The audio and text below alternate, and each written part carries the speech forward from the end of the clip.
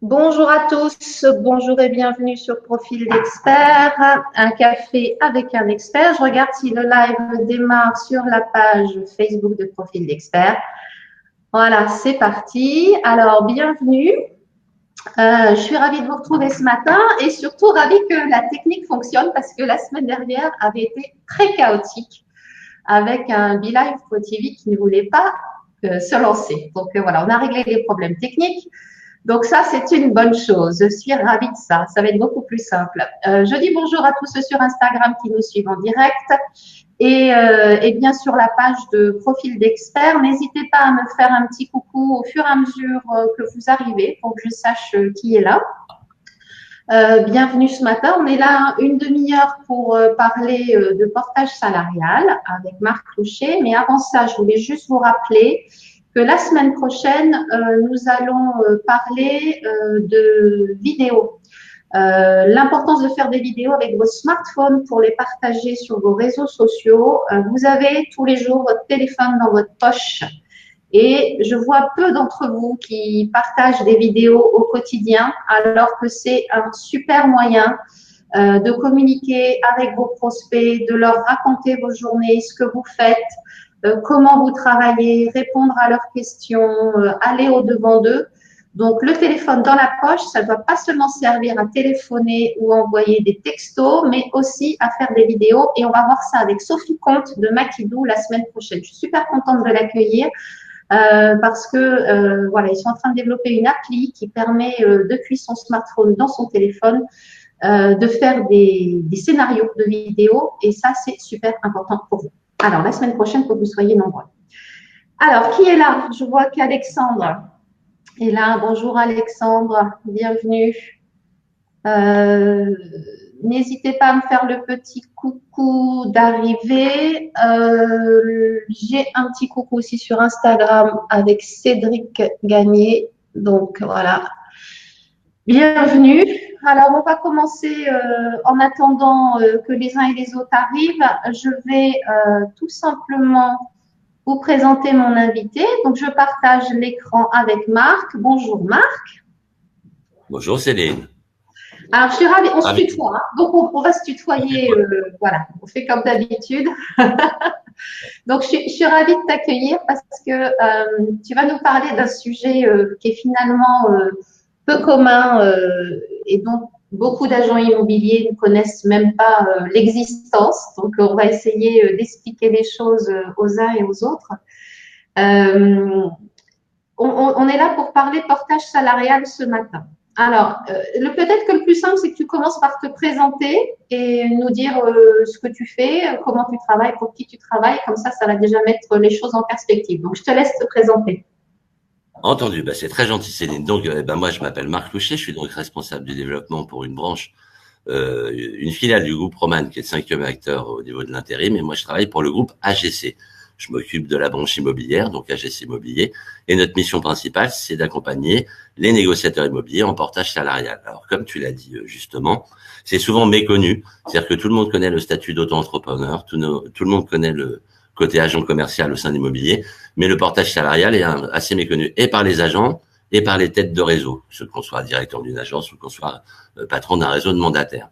Donc moi, ma mission, c'est un peu d'évangéliser, de prêcher la bonne parole, d'expliquer que le portage salarial, c'est pas dangereux, ça fait pas peur, ça ne fait pas mal, et qu'au contraire, ça peut être une vraie valeur ajoutée pour les agents commerciaux, les négociateurs immobiliers qui ont déjà beaucoup de choses à gérer, apprendre ce métier, travailler, faire des mandats, faire des visites, des choses comme ça, et avoir un côté serein. Nous, on leur propose la liberté de l'indépendant avec le confort du salarié. Le portage salarial, en fait, en résumé, c'est un statut social. Ça te permet d'être assujetti à la sécurité sociale, comme tous les salariés. Ça te permet de cotiser à une caisse de retraite, cadre ou non cadre, c'est ton choix. Et éventuellement, et c'est un gros plus, de cotiser également au Pôle emploi. D'accord. Donc, ça donne la sécurité du salarié tout en étant indépendant, chef d'entreprise. Est-ce qu'il y a alors je dirais des prérequis à avoir pour être en portage salarial? C'est-à-dire qu'il faut être agent commercial. Enfin, quel est le prérequis pour pouvoir se tourner vers le portage salarial? Alors, le portage salarial, si on fait un petit historique rapide, ça a été créé en 2008 par Nicolas Sarkozy durant la loi de modernisation du travail. à la base, le portage salarial était destiné aux seniors, à des cadres en fait qui avaient une expérience, qui se retrouvaient soit en fin de contrat, soit à la retraite, et l'entreprise avait besoin de leurs compétences, de leur expertise. Ça continue dans l'immobilier. Pour être porté en immobilier, il faut quand même justifier alors de deux choses, puisque la réglementation change. Depuis 2008, nous sommes en 2018. Il y a eu deux grands événements dans le portage salarial. C'est l'ordonnance de 2015 qui a commencé à légiférer sur le portage, et notamment dans l'immobilier. Et depuis juillet 2017, il y a une vraie convention collective, c'est lundi, qui encadre le portage et qui vraiment légifère. Donc, pour ce faire, les prérequis, c'est soit un diplôme dans l'immobilier, parce que l'immobilier, c'est un vrai domaine de compétence et c'est une vraie expertise à avoir, et soit une expérience connue et reconnue en tant que commercial. On peut pas être porté en immobilier si on n'a jamais fait d'immobilier. Donc, il faut ça déjà a une vraie réelle importance, puisque il faut déjà avoir une expérience dans l'immobilier. Tu peux pas être en portage salarial si tu es débutant. Alors, si on est débutant, soit on a un diplôme dans l'immobilier, soit on était commercial. On a vendu quelque chose. Il faut avoir une expérience. Il faut avoir 2 ans minimum maintenant. C'est pour, tu sais, pendant très très longtemps dans l'immobilier, alors au-delà du portage, quand sont arrivés les réseaux de mandataires, ça faisait un petit peu peur. On se disait on va prendre un peu tout le monde et n'importe qui au sein des réseaux, on va les faire devenir agents immobiliers. Même si fort heureusement ils sont encadrés. Maintenant ils ont la chance d'avoir des cédines qui vont les aider aussi au niveau de l'image, au niveau de leur communication, au niveau de la prospection, plein de choses comme ça. Et ça c'est hyper important. Donc ça évolue, ça change, ça va dans le bon sens. Par contre, pour limiter les dégâts, parce que ça a aussi une prise de risque, hein, tu sais, l'immobilier fait un peu rêver. Moi, je viens de l'immobilier à la base. J'ai fait ça pendant une vingtaine d'années. J'ai vendu des maisons anciennes, j'ai vendu de la VFA, j'ai vendu des terrains plus maisons, des choses comme ça. C'est ce qui m'a permis d'accompagner un peu plus juste, et je sais un peu de quoi on parle. Enfin, je connais un peu ce métier, l'ayant pratiqué. Donc ça, par rapport aux négociateurs, c'est toujours intéressant. Et il est vrai qu'il faut aller vers une vraie professionnalisation. Et l'intérêt, c'est qu'il faut tout le temps se former. Et le portage, ça permet d'être sécurisé dans sa tête, en fait, de se dire au niveau financier, on prend pas peu de risques. On peut avoir des personnes aussi qui sont demandeurs d'emploi, mais qui ont donc soit un diplôme dans l'immobilier, soit une expérience probante en tant que commercial, qui peuvent s'essayer à l'immobilier. Ça, c'est un vrai plus. D'accord. Donc, le prérequis, soit un diplôme, soit une expérience commerciale auparavant. Et donc, à ce moment-là, de 2 ans, d'accord. Et à ce moment-là, on peut se tourner vers une société comme la tienne en disant je choisis plutôt le portage salarial plutôt que l'auto-entrepreneuriat, parce que finalement, c'est l'un ou l'autre. Ça a coupé. Excuse-moi, ça a coupé. J'ai pas entendu ce que tu m'as dit. Le choix, finalement, quand on est agent commercial, conseiller immobilier, c'est soit auto-entrepreneur, soit le portage salarial quand on est indépendant. C'est ça, ouais. Sa société d'emblée, une structure juridique. C'est tout à fait ça. D'accord. C'est tout. Et tu as des personnes qui sont un peu effrayées par le RSI pour plein de raisons, parce que le RSI c'est un peu une nébuleuse. Et même si ça évolue, le plafond évolue, même si tout évolue. Mais on peut avoir cette même indépendance avec le portage salarial. Mais souvent c'est lié à la méconnaissance. Et tu l'as dit au tout départ, c'est lié à la méconnaissance des réseaux, parce que ça fait peur, et puis parce qu'on entend le pire comme le meilleur sur le portage salarial qui a vraiment évolué. C'est ce que je te dis. Moi, quand j'étais agent immobilier il y a 20 ans, je t'aurais dit le portage salarial, non, parce que c'était vraiment pas encadré, c'était un peu tout et n'importe quoi. Ouais. Depuis 2008, et là, on va dire depuis 2015, ça se resserre vraiment, et c'est une vraie valeur ajoutée, et pour les agences, et pour les négociateurs.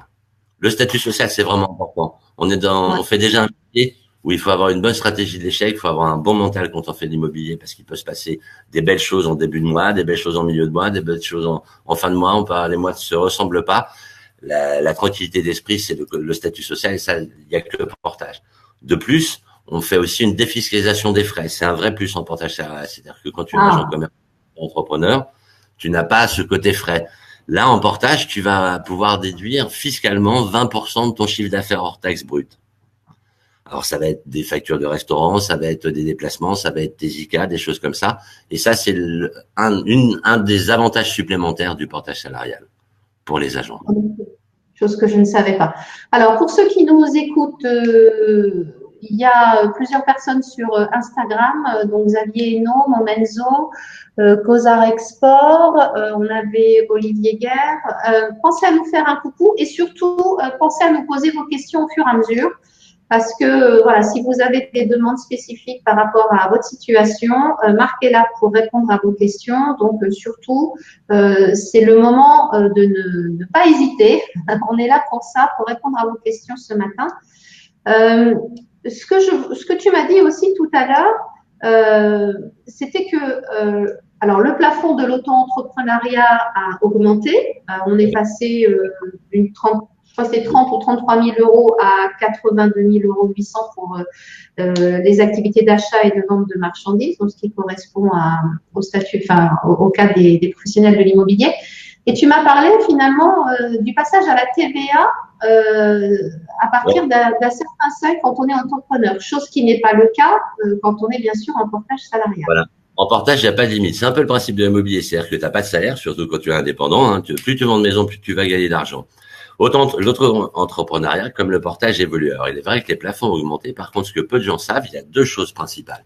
La première, c'est ce que je t'ai dit en amont, c'est-à-dire qu'une fois qu'on a passé l'ancien plafond de 32 600 €, les futurs entrepreneurs vont être assujettis à la TVA. C'est-à-dire que dès qu'ils dépassent, ils vont devoir payer la TVA. Et là où c'est un peu pervers, c'est-à-dire que l'État vous donne d'un côté, je ne fais pas de politique, hein, mais ce que l'on donne souvent d'un côté, on le reprend de l'autre. Et une fois qu'on a passé ces 32 600, ils vont avoir de la TVA à payer rétroactivement sur ce qu'ils avaient précédemment. L'autre particularité, ça concerne les têtes de réseau, entre guillemets, les présidents d'agences immobilières, directeurs d'agences ou les présidents de réseaux de mandataires. Si jamais un auto-entrepreneur, on arrive à prouver que 51% de son activité est faite avec un client unique, donc le même réseau, la même agence immobilière, c'est pareil. Là, on prend en double peine. C'est-à-dire que l'auto-entrepreneur peut être régularisé fiscalement par les impôts et l'agence ou le réseau de mandataires qui l'emploie et qui l'utilise à quasiment, enfin, c'est juste son interlocuteur unique, peut être amendé également. Et ça, souvent, le livre. Alors, il est vrai qu'on a tendance à dire que le portage, c'est de la précarisation, c'est des choses comme ça. Alors, je prêche un peu pour ma paroisse, mais honnêtement, moi qui vois ça avec du recul, à la base, j'ai repris l'activité il y a 3 ans. J'étais donc négociateur immobilier et mon actuelle directrice m'a débauché et m'a demandé, de m'occuper de la partie portage salarial en immobilier. Et je l'ai fait. Alors, ça peut sembler un peu prétentieux, mais j'ai vu, j'ai travaillé dans des agences, j'ai travaillé dans des réseaux, j'ai monté mon agence aussi. J'ai vu pas mal de commerciaux qui étaient un peu effrayés par ce métier et qui cherchaient un statut, parce que moi j'ai connu l'époque où on avait des agences qui payaient des gens en avance sur commission, qui prenaient des agents co sans suivi, sans choses comme ça. Et je me suis dit, le portage, ça sécurise l'esprit. Et en plus, l'autre intérêt du portage, c'est qu'on va accompagner nos experts aussi dans l'autonomie. Donc on s'occupe des formations à l'UR. D'accord. Ah, on a perdu Marc. Alors, donc Marc, il faudrait relancer la connexion peut-être, Marc. D'accord. Ah, ça y est, c'est bon, tu es revenu. Vous ne touchez à rien. Tu m'entends? Oui, je t'entends. Bon, alors vas-y, excuse-moi. Juste une petite remarque qui est d'Alexandre. Je ne sais pas si tu vois les commentaires. Et qui dit qu'on ne fait pas rétroactivement la TVA. La TVA qui est une déclaration sur Internet, rien de très difficile. Donc, alors, j'ai pas dit que c'était difficile. Hein. J'ai juste dit qu'on pouvait y être assujetti, qu'il fallait la payer à un moment donné. Voilà. Donc la fameuse TVA. Dès qu'ils peuvent nous rattraper, ils nous rattrapent, c'est clair. L'autre chose. Les 51% pareil. Vas-y. Non, je t'en prie. L'autre chose, c'est par rapport au RSI. C'est vrai que le RSI, c'est quand même quelque chose d'assez stressant, quelquefois, à suivre. Savoir quand il faut le payer, à quel moment il faut déclarer. C'est toujours par anticipation. Enfin, on ne sait jamais trop où on en est avec eux. Donc, le portage salarial, en fait, est-ce que tu peux nous expliquer concrètement comment ça se passe? C'est-à-dire qu'une fois qu'un agent a une commission, comment ça se passe quand il est en portage salarial? Ok, alors chez AGC, c'est assez simple. C'est assez simple. Une fois qu'il a décidé le choix de son statut, hein, qui est complètement respectable, et tu l'as dit en amont, normalement une agence immobilière ou un réseau de mandataires peut pas refuser le portage salarial au sein de l'agence ou du réseau, puisque c'est c'est un statut en fait social, que ce soit auto-entrepreneur ou agent commercial. Chez nous, dès le premier jour d'activité, on va lui faire un contrat de travail. Donc il y a un contrat commercial, c'est un contrat tripartite, pardon. En fait, il y a l'agence immobilière, le porté et nous. Donc, il est salarié chez nous, détaché dans l'agence immobilière. Donc, on va l'accompagner dès son premier jour. Et le bénéficiera également de notre RC Pro durant l'accompagnement, la prise de mandat, les visites, ce genre de choses. Pendant toute son activité, on va lui souhaiter qu'il vende. On va arriver jusqu'à ce qu'on appelle la réitération. C'est le jour de la paye. C'est le plus intéressant pour les agents immobiliers puisque tout travail mérite salaire. Et ça, c'est le bon jour d'aller chez le notaire pour la réitération. À ce moment-là, on va lui faire sa paye. On va lui demander de faire ce qu'on appelle un CRA, un compte rendu d'activité. Sur ce compte rendu d'activité, il va mettre la vente qu'il a fait, le montant qu'il doit percevoir, puisqu'en fonction des réseaux ou des agences, le taux de rétrocession est un peu différent. Dans l'immobilier, on parle d'entrée, de sortie. Donc ça, ce sera validé par le dirigeant du réseau de mandataires. À partir de là, il va nous envoyer le CRA signé par l'agent et contresigné par le réseau. Et nous, on va établir la facture et on va pouvoir payer notre portée. L'intérêt aussi d'être en portage, c'est qu'on va pouvoir payer le porté avant d'avoir eu l'encaissement du notaire. C'est-à-dire qu'on va pouvoir payer, puisqu'on appartient donc à un groupe, on a une garantie financière qui nous permet de pouvoir payer le salarié porté avant d'avoir touché la commission du notaire et par le réseau. Ça, c'est un vrai plus. On leur fait une fiche de paie puisqu'ils sont salariés. L'autre intérêt également, c'est qu'ils peuvent vendre plusieurs fois dans le mois et à chaque vente, ils vont pouvoir demander 70% de leur commission. C'est-à-dire que voilà, ils signent en début de mois, ils ont besoin d'argent, ils ne veulent pas attendre la fin du mois, ils vont avoir 70% et c'est autant de fois qu'il y aura de signature. Donc, c'est une vraie souplesse et c'est vrai que moi j'apprends plein de choses parce que j'ai jamais été en portage salarial, mais j'ai été auto-entrepreneur et je me dis quel dommage que je l'ai pas su plus tôt parce que c'est vrai que c'était quand même assez c'était pas compliqué parce que quand on gagne pas grand chose voilà, ça tourne tranquillement, mais quand les commissions commencent à devenir plus importantes, qu'on se rapproche du palier et qu'on se dit ah là là, il va falloir changer de statut, là on se dit mais qu'est-ce que je vais faire? Comment je vais faire? Il va falloir que je fasse des choix. Ça va peut-être être un peu compliqué. C'est ce qui m'est arrivé. Il a fallu que je passe en entreprise individuelle. Et j'avoue que j'ai fait ça un peu rapidement parce que d'un seul coup, tac, une grosse commission est tombée. Il a fallu anticiper. Il n'y a pas de limite. Il n'y a pas de limite de plafond. Non, il y a aucun plafond. C'est plus tu joues, plus tu gagnes. Et donc ça, c'est très bien. L'autre avantage, par contre, c'est que alors, j'ai oublié de le dire, mais tu es suivi par un ou une interlocutrice dédiée. Donc, tu as ton référent, en fait, quand tu es porté. Donc, tu as une personne qui s'occupe de toi dans toute la durée de ton accompagnement. Et ça, on essaye vraiment d'apporter, entre guillemets, on fait comme on peut. Je dis pas que nous sommes les meilleurs, on essaye de faire au mieux, ce qui est déjà bien et dans l'intérêt surtout de nos portées. Donc, tu as quelqu'un qui s'occupe justement de ça, de ta gestion. Et toi, tu as aussi un espace qui t'est personnel. C'est un bureau virtuel où tu vas pouvoir suivre ton activité. Ce bureau virtuel a deux intérêts: la déclaration de tes frais et surtout ton suivi financier, puisque dans le portage, tu peux lisser aussi tes commissions. Tu as des fois des négociateurs immobiliers qui ont qui font beaucoup de ventes dans un mois, mais qui se disent voilà, pour une situation un peu pérenne, et ben le portage te permet aussi d'avoir ce lissage sur le mois. Et tu es suivi donc par ton interlocuteur ou ton interlocutrice dédiée qui te fait un petit point. Et toi, tu peux le visualiser également. Un autre avantage, même si oui. Vas-y. Donc, je disais, ce côté aussi porté qui peut être confortable au niveau financier, c'est que si tu as donc un diplôme dans l'immobilier, si tu as une expérience probante en tant que commercial, mais que tu as une période de chômage, tu as aussi cet avantage, autant entrepreneur et agent commercial, toucher son allocation de retour à l'emploi, c'est un peu plus compliqué tout en ayant une activité. Le portage te le permet. C'est-à-dire que, comme je te l'ai dit précédemment, de faire un contrat dès le début, dès ton entrée, ça nous sécurise nous, ça sécurise l'entreprise qui cliente. Et l'intérêt, c'est que alors on va souhaiter que les négociateurs immobiliers arrivent à réaliser des ventes vite, mais après tu as des délais légaux qui font qu'entre un paiement comptant et un paiement classique lié à un emprunt, tu vas avoir entre 1 mois et demi et 3 mois ou 4 mois de réalisation.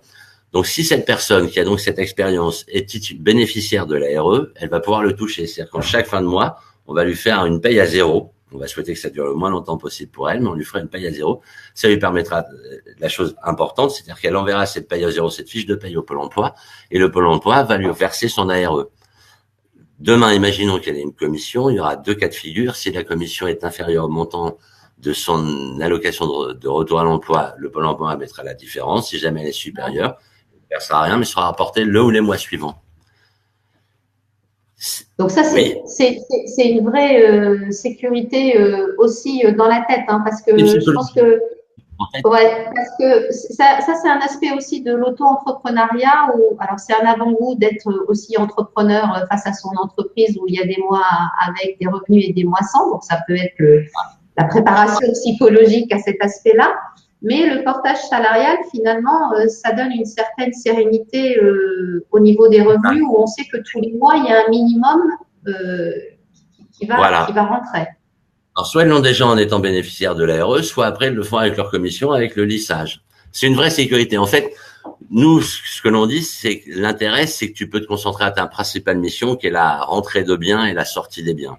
Tu ne penses qu'à ça. On a essayé de t'enlever tout ce qui est un peu parasitant. Il y a suffisamment de freins, puisque l'être humain est ainsi fait. On a tous déjà des freins. Et ce métier, c'est beaucoup de temps, beaucoup d'énergie, beaucoup de temps sur le terrain.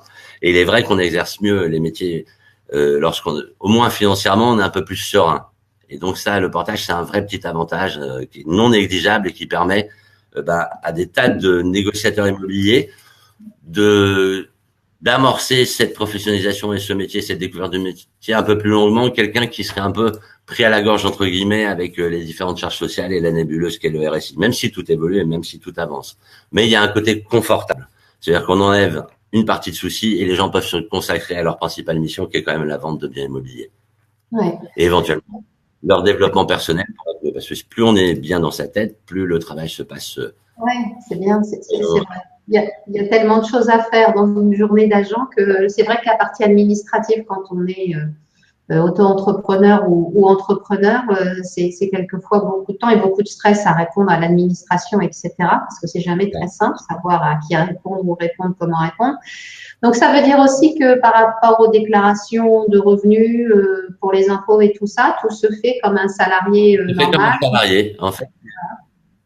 Le portage, ça t'apporte un statut de salarié protégé, entre guillemets. Donc, à la fin de l'année, pour ta déclaration fiscale, tu vas recevoir sur ta fiche de paye le brut annuel que tu dois déclarer. OK. Donc, on est serein sur la partie revenus récurrents finalement parce qu'il y a une sécurité d'un minima au bout d'un certain temps. On a un accompagnement au sein du portage salarial par rapport aux situations qu'on peut rencontrer. On peut toucher, alors c'est pas des avances sur commission, mais ça veut dire que dans le mois, quand on a fait une vente, on peut avoir un acompte. On appelle un acompte. Un acompte, voilà, d'accord. Donc salarié. Et c'est le notaire finalement qui vous paie vous, donc le salarié. Le notaire par une agence ou au réseau. Le notaire va payer au réseau. Oui. Après, le portier va nous faire ce qu'on appelle un compte rendu d'activité où il va noter sa vente, il va le transmettre à son agence ou à son réseau, qui va le valider, qui nous l'enverra et à partir de là, nous, on va envoyer la facture au réseau. Mais le notaire, ça ne change pas la procédure, il va payer à l'agence ou au réseau de mandataires. Ce qui change pour l'agence immobilière ou le réseau de mandataires, c'est qu'au lieu de verser l'argent à leur consultant négociateur, ils nous versent à nous, tout simplement. Mais nous, on va pouvoir avant d'avoir encaissé l'argent par le client. Et ça, c'est une vraie sécurité. C'est-à-dire que dès qu'ils en ont besoin, ils peuvent avoir leur argent tout de suite. Enfin, tout de suite, entre 24 et 48 heures, pour des délais bancaires et de réalisation et d'édition de documents. Et donc, le dernier point que j'ai noté, c'est la défiscalisation des frais jusqu'à 20% du chiffre d'affaires réalisé, c'est ça? C'est ça, du chiffre d'affaires hors taxe. C'est tout à fait ça. C'est-à-dire que tu as une commission, tu vas pouvoir déduire 20%. Alors, l'intérêt de la défiscalisation, c'est assez simple. Le portage salarial, tu as une commission, on va prendre un taux de gestion, c'est que nous vivons. Là, on est un pays où il y a beaucoup de charges sociales, fiscales et patronales. En portage salarial, avant de charger… Attends, parce que ça a coupé au moment où tu nous disais le pourcentage que vous prenez pour la gestion, donc c'est pourtant un détail important. Alors nous, c'est un peu à la clé. En fait, on a deux options principales sur le taux de gestion qu'on prend sur le porté. On a une option avec 8% de taux de gestion et 4% sur le traitement des frais, parce que les frais, c'est les factures de restaurant, c'est tout ce qui est lié à l'activité, ça va être les ICA, les indemnités kilométriques, l'achat d'un portable, 50% de ta facture de téléphone, 50% de ta facture Internet, tous les consommables si tu es mandataire, tout ce qui est lié à ton activité. Et on a une option 7%, sans option de frais achat, donc on prend 7% sur le montant des honoraires inhérents à la vente.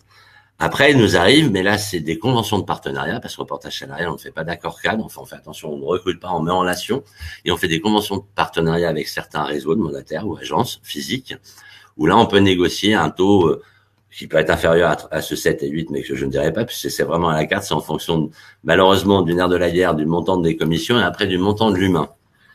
Par contre, une fois qu'on a pris nos 8, nos 7 ou nos X%, là, le portier, on va pouvoir défiscaliser 20% de frais achats. Alors, bien sûr, il faudra des justificatifs, hein, il faut les tickets de restaurant, il faut tout ce qui est achat, sa facture de téléphone, des choses comme ça.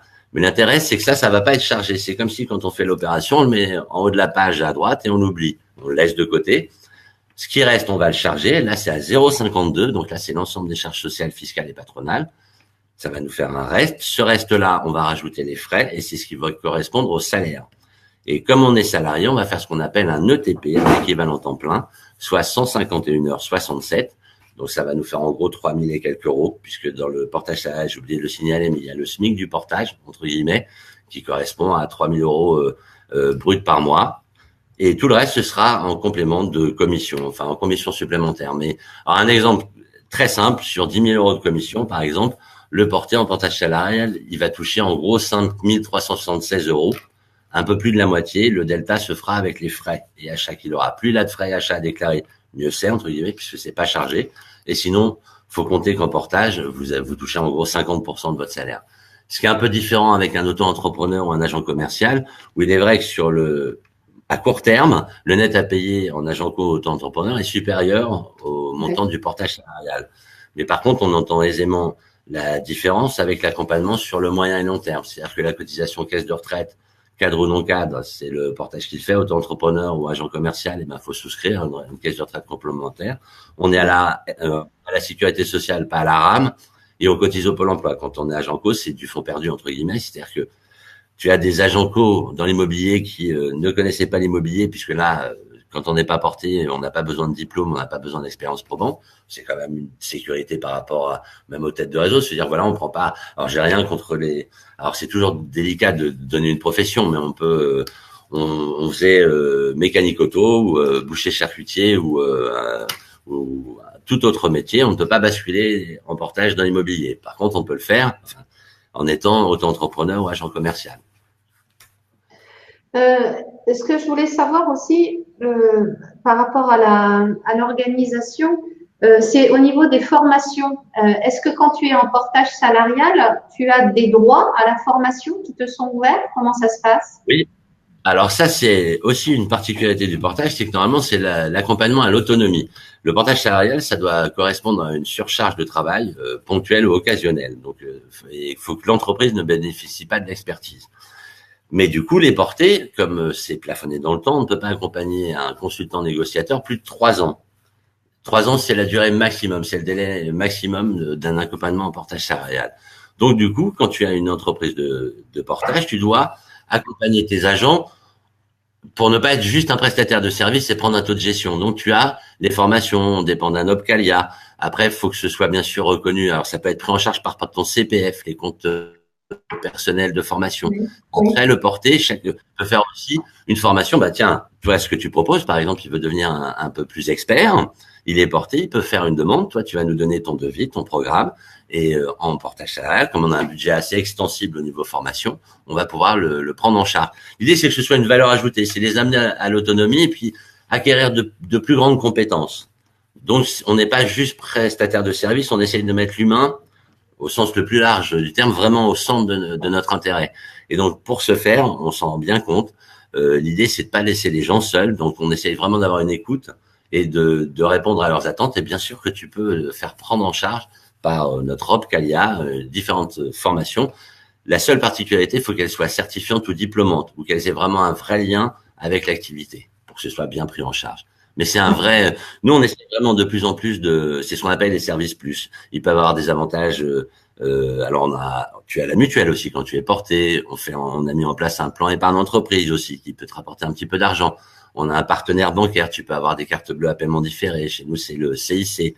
Tu peux avoir des cartes de visite, des forfaits mobiles un peu moins chers. On essaie de négocier l'ensemble pour pas que ce soit juste. On soit juste là pour faire des payes, quoi. C'est pas vraiment notre intérêt. D'accord.